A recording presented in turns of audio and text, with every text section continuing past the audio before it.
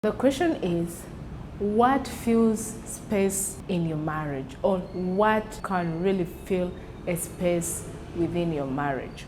There is nothing as beautiful as knowing that you can easily detect a change in your life over so many things. When we talk about family, there is no way how we can live out the dating part of marriage, or what can really fill a space within your marriage. Initially, it's about people who decided to fall in love. And when they fall in love, they start having different goals towards succeeding in spicing the relationship. So from dating to courtship and then marriage. So when you get married, it's always the two of you. You get to learn so many things about each other. You get to see things you never expected to see within your companion, your husband, your wife.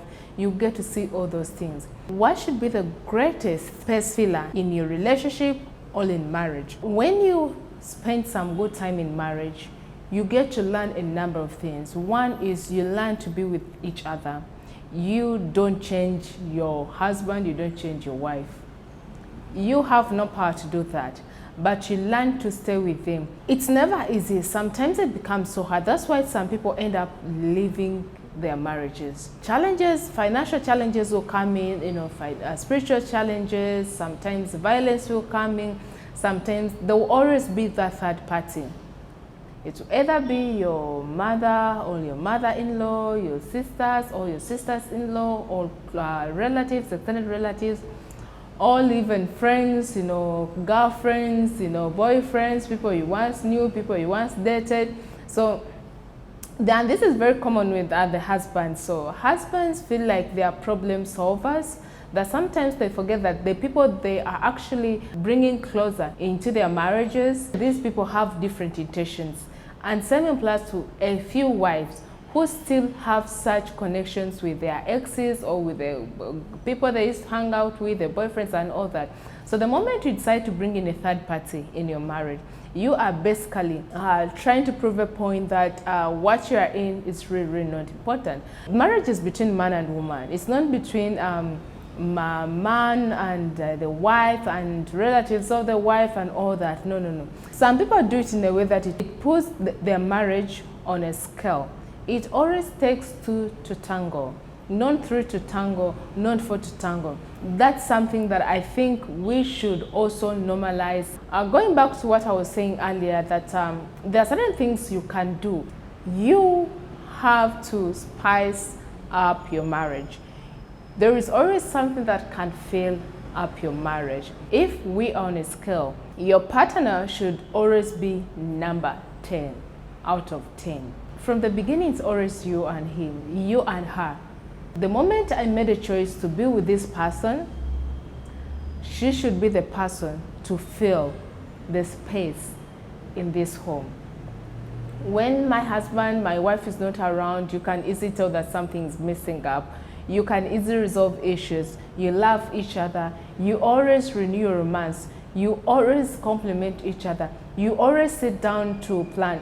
And families which are actually couples which work together, counsel together, applying skills of communication, being a good listener, being a reflective listener, it really helps things to be handled in a way that both of you, at the end of the day, come to an agreement. I've seen so many people sharing their experience about marriage. It takes one of the partner to slow down. So you cannot have two wise heads in a home.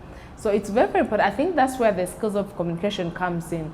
The attitude towards what is happening. We should foster that. When on a scale of 10, you give your husband, your partner, or your fiancé, on a scale of 10%, your partner should be 10 out of 10. From the beginning, it's been you and him, her and him. We are talking about filling space in marriage, how to fill a space in marriage. Number 2, you have everything you need, you're together. No, what's next? Children come in. But then the most interesting part of it is, most times our firstborns make us believe like parenting is so easy. To all those watching this video, I don't know how many of you have had an experience with your firstborn, in that They made you feel like parenting is the easiest way to go. Like, these kids are always so good, they're always so humble, they just make your life feel like we need to have more kids. And what happens? You go in for another child, and this child becomes the opposite of the others. Very troublesome, chaotic. They are just spicing up, filling a space you had already created, which needs more of interactions, activities happening. This is very, very funny. Children, I'll give them 7% on a scale of 10. I'm very sure and confident that can be scaled 1 out of 10 is your in-law. This can be your mother-in-law, your father-in-law, your sister-in-law. That should be a 1%. Most times when these people get involved in the marriages or the family affairs of their children, it becomes a disaster.